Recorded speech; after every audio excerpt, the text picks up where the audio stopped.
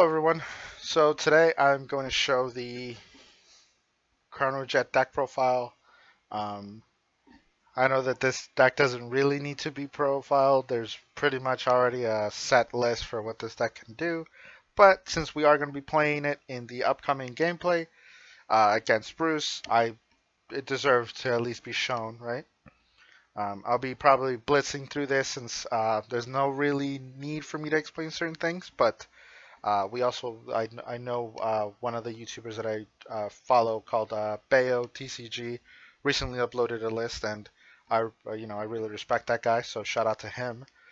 He did a probably much better list than I did, but we have to do it for our channel because it's the deck that's going to get played. Originally, we were going to play Barrow Magnus, but we thought that since we kind of have a theme of meta deck versus more budget deck, that since we were going to play against Bruce, that I should play Chronojet since it's probably the best Dark States deck at the moment.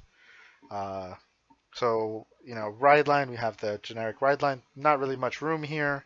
And then we have the crest because we have to.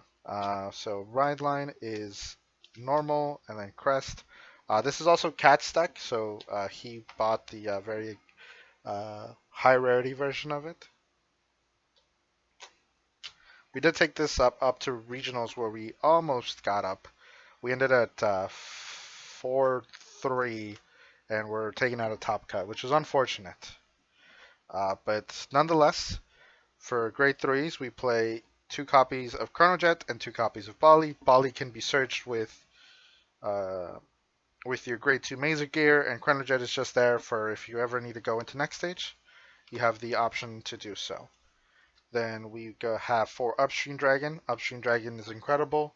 It just gets you Brainwash Troller if you need it, or it gets you GG, as well as being able to hit grade 3s because it gets a +5 as long as it's tanking Vanguard. It's an incredible card.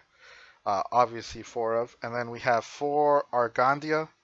This unit is just shield so that you can live a little longer. It's a 10k shield, and then if your G-Zone has a face-up card, it's a 15k shield. So it's just extra shield for your deck. This is probably one of the cards that I see a lot of people changing out. This deck doesn't have what do you call it? Something that it's keyed for that spot. I've seen a lot of people play maybe 4 of the Steam Battler, but I feel like Argandia works the best. It just allows you to keep your game plan going by staying alive. We have 4 Brainwash Swirler. Brainwash Swirler is a very good card. It is also a very expensive card. If you can't afford it, you can just play the Steam Battler. The Steam Battler is a lot lower priced. It's obviously not as good, but hey, you do save almost, I think, like $100. So, maybe I take the small reduction in power level for, keeping more money in my wallet. But if you have Brainwash Rollers, you can get him. I know he's been reprinted up the ass and still has such a high tag on the card, but what can you do? A good card is a good card.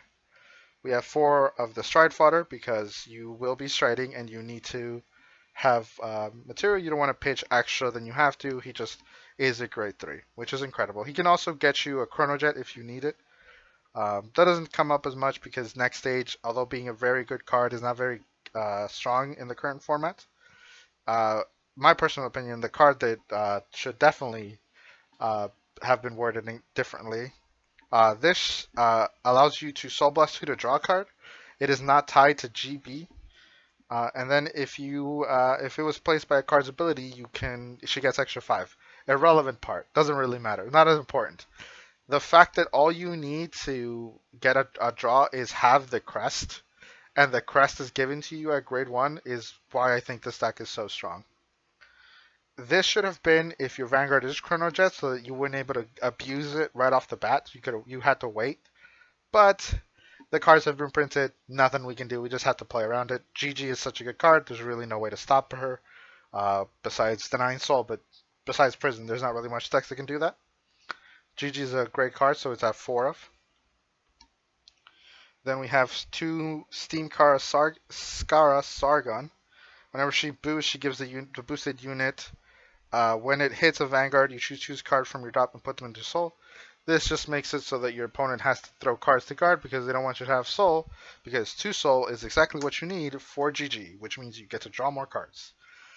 If you wanted to up the count of Zargon, you could cut the Argandias down, maybe play 2 more of these. Personally, I like Argandia because it keeps me alive against decks that will like to rush me down, because that's the best way to counter this deck, is to just kill it as quickly as possible. And then we have 4 PGs. I don't have the Blitz order. I think we've discussed this, but 4 PG required. Then we have OT, Dark States OT, best OT. So obviously, we have 3 draw trigger.